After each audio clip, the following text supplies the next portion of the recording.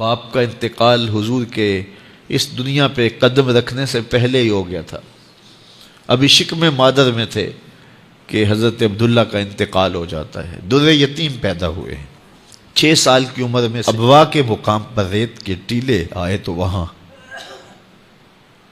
سیدہ آمنہ کی طبیعت خراب ہو گئی، اور پھر لمحے بھی زندگی کے آخری ہیں. سیدہ آمنہ نے محسوس کر لیا کہ یہ میری آخری سانسیں. سیدہ پاک نے حضور کے سر پہ ہاتھ رکھا اور روتے ہوئے کہا کہ بیٹا، ہر نئی چیز نے پرانا ہو جانا ہے، ہر باقی نے فنا ہو جانا ہے. میں بھی جا رہی ہوں، وَذِكْرَ بَاق وَوَلَدْتُ طُہْرًا، لیکن میرا ذکر نہیں مٹے گا، اس لیے کہ تیرے جیسا ستھرا بیٹا چھوڑ کے جا رہے ہیں.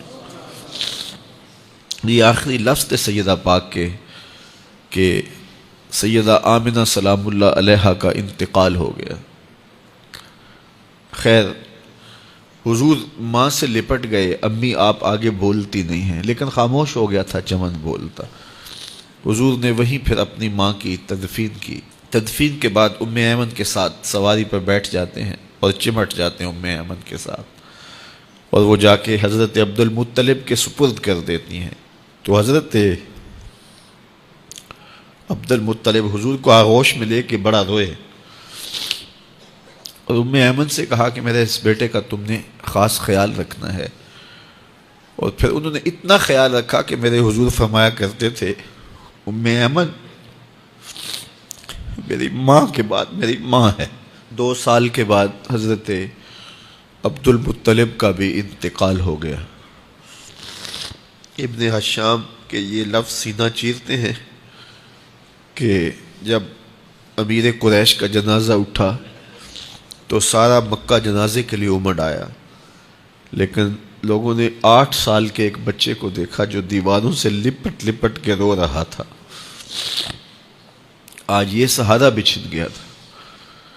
پھر چچا کی کفالت میں آئے.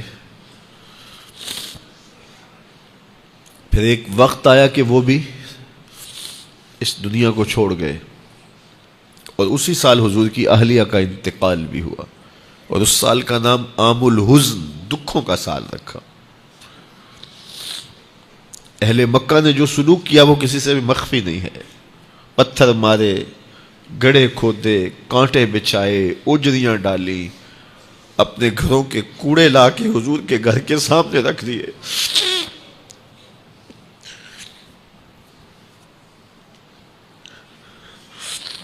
یہ کس چیز کی سزا دے رہے تھے میرے حضور کو؟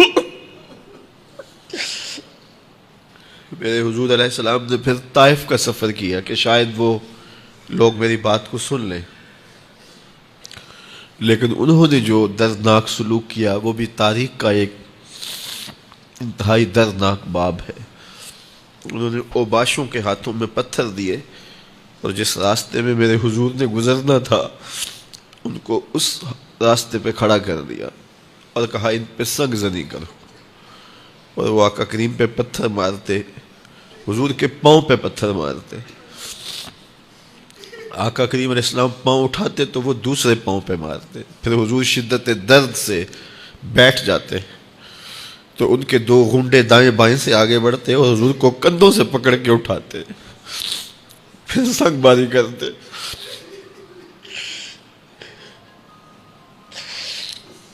نالین حضور کے خون سے بھر گئے. عذاب کے فرشتے حضور کے پاس آئے کہ اگر آپ بد دعا بول دیں تو ابھی ہم ان پہاڑوں کو جوڑ دیتے ہیں اور یہ طائف کے لوگ پس جائیں گے ان پہاڑوں کے درمیان. آسمان سے پتھر اتریں گے، ان کے سر کچل دیے جائیں جنہوں نے آپ کو دکھ دیے. اب صحابہ جو ساتھ تھے انہیں بھی شدید آرزو تھی کہ حضور ان کے لیے بد دعا کریں، انہوں نے بڑا دکھ دیا. تو پھر حضور کے ہاتھ اٹھ گئے. صحابہ کا خیال یہ تھا کہ ابھی حضور کی زبان کھلے گی اور بد دعا کے لفظ نکلیں گے اور یہ پیس دیے جائیں گے. لیکن جب وہ لب کھلے، وہ پتلی پتلی گلے قدس کی پتیاں، وہ لب ہائے دور جب کھلے تو لفظ کیا تھے؟ اے اللہ میری قوم کو ہدایت دے دے، یہ مجھے جانتی نہیں. اور کہا کہ مجھے ان کی نسلوں سے ایمان کی توقع ہے.